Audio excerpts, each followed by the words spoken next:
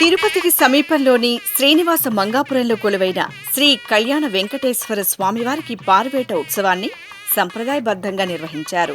3 రోజుల పాటు జరిగిన సాక్షాత్కార వైభవోత్సవాల మరుసటి రోజున పారువేట ఉత్సవం జరపడం ఆనవాయితీ. ఇందులో భాగంగా శ్రీ కళ్యాణ వెంకటేశ్వర స్వామివారు ఆయుధాలు ధరించి తిరుచిపై మంగళ వాయిద్యాల నడుమ శ్రీవారిమెట్టు సమీపంలోని పారువేట మండపానికి చేరుకున్నారు. అక్కడ అర్చకులు పారువేట ఉత్సవాన్ని ఆహ్లాదభరితంగా పూర్తి చేసి స్వామివారికి ఆస్థానం నిర్వహించారు.